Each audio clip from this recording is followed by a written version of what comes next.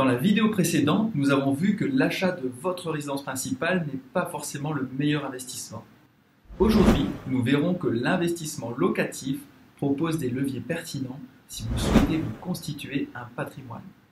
À la fin de cette vidéo, en bonus, nous verrons le type de bien le plus intéressant pour de l'investissement locatif.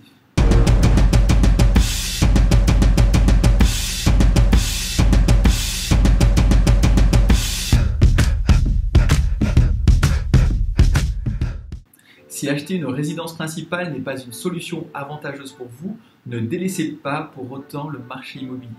Il s'agit d'un secteur particulièrement performant pour constituer votre patrimoine et préparer l'avenir. La question est, dans quoi pouvez-vous investir? Pour comprendre l'intérêt de l'immobilier, vous devez d'abord bien comprendre le principe du patrimoine.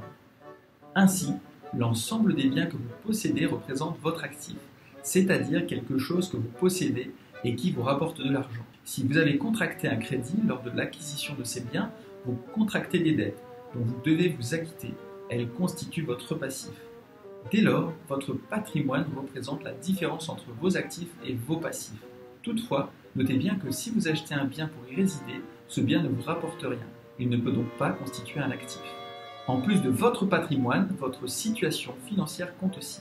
Votre revenu, soit l'argent que vous gagnez par votre travail ou grâce à des rentes, ainsi que vos charges, c'est-à-dire l'argent que vous devez débourser chaque mois pour payer votre loyer ou rembourser votre crédit. La différence entre vos revenus et vos charges représente votre reste à vivre. C'est l'argent dont vous disposez pour assurer votre train de vie ou pour épargner. Par exemple, imaginez un homme qui perçoit un salaire annuel de 24 000 € et qui a acheté un appartement de 100 000 €. Pour ce faire, il a contracté un crédit de 100 000 € qu'il rembourse à hauteur de 7 000 € par an. Il décide de louer cet appartement pour 7 000 € aussi par an. De son côté, il vit lui-même dans un logement en location qui lui coûte 5 000 € par an. Ainsi, à l'achat de son appartement, sa situation financière est la suivante. Il possède un appartement de 100 000 € et doit rembourser 100 000 €. Son patrimoine est donc nul. Vous êtes d'accord avec moi? Son revenu, quant à lui, est constitué de son salaire de 24 000 € et des loyers qui lui rapportent 7 000 €, soit 31 000 €. Ses charges se composent de 7 000 € pour rembourser son crédit et de 5 000 € pour son logement, soit 12 000 €. Son reste à vivre est donc de 19 000 €. Chaque année, l'homme rembourse une partie de son crédit. Cela lui permet de réduire sa dette.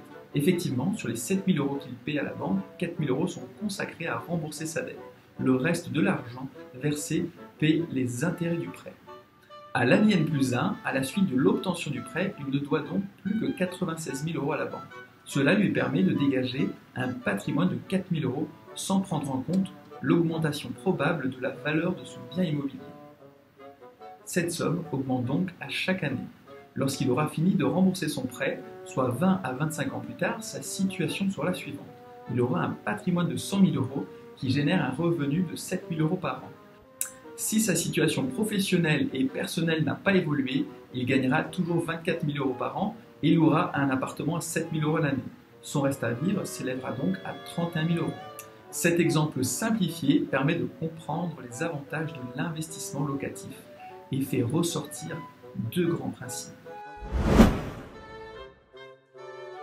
Le premier, l'homme a utilisé l'effet de levier offert par le crédit. Il a augmenté significativement son actif et son passif tout en s'assurant que les revenus issus de l'actif couvrent ses frais de dette. Cet effet de levier lui a donc permis d'acquérir un bien de 100 000 € sans avoir à travailler plus. Principe numéro 2, l'investissement locatif est reproductible. L'homme s'est enrichi sans avoir augmenté sa rémunération ni son volume de travail. Dès lors, puisque l'opération n'a pas été contraignante sur sa vie, pourquoi ne pourrait-il pas la reproduire? En reproduisant votre investissement locatif, vous achetez un actif en vous endettant, puis vous remboursez progressivement cette dette grâce aux revenus générés par l'actif. Lorsque votre niveau d'endettement aura suffisamment baissé pour réemprunter, vous pourrez recommencer. En résumé, l'investissement locatif permet d'accéder à un effet de levier important de votre crédit. En outre, la reproductibilité de la méthode la rend particulièrement séduisante et performante. Comme promis, nous arrivons à la fin de cette vidéo, alors nous allons passer à la partie bonus.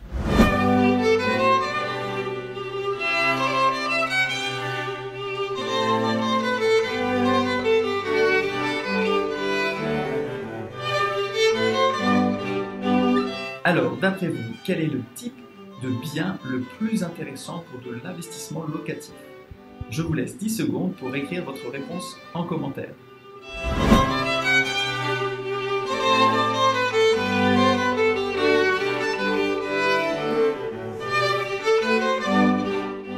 Les biens qui offrent la meilleure rentabilité sont les immeubles de rapport. Il s'agit d'un immeuble qui comporte de 2 à 4 appartements.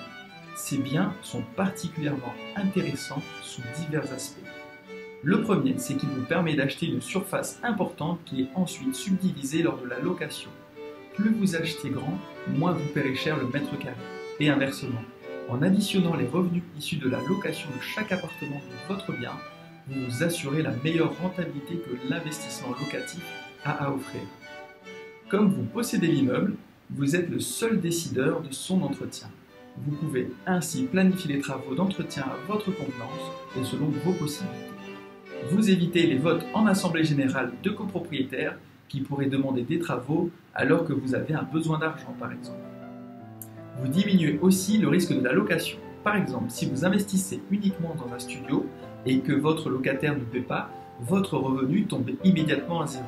Si au contraire, vous avez acheté un immeuble avec un crédit de 1 000 € par mois et que vous louez chaque appartement à 500 €, votre crédit ne vous coûtera toujours rien. Et ce, même avec un mauvais payeur. Si l'investissement locatif vous intéresse, la localisation de votre bien demande de prendre en compte plusieurs critères. Dans un premier temps, oubliez les grandes villes, car le prix de l'immobilier et la concurrence des professionnels ne vous permettront pas de tirer votre épingle du jeu. L'idéal est de trouver un bien localisé en centre-ville, dans une ville de petite ou moyenne taille dont la population augmente. Pour vérifier ce dernier point, renseignez-vous sur la croissance démographique locale sur le site de l'INSEE. Prenez également soin de vérifier que la ville est équipée en moyens de transport, notamment si cela permet une connexion facile à une ville plus importante. Choisissez dans l'idéal une ville située dans un périmètre d'environ 2 heures de trajet de chez vous. Si vous devez vous rendre sur place, il vaut mieux pouvoir faire l'aller-retour dans la journée. Vous éviterez ainsi de gaspiller du temps et éventuellement vos jours de congé. En bref, un immeuble de rapport offre une très bonne opportunité pour un investisseur, d'autant plus si le bien est localisé dans une ville en développement. Alors dites-moi, par quelle ville allez-vous commencer vos recherches? Merci encore pour votre écoute.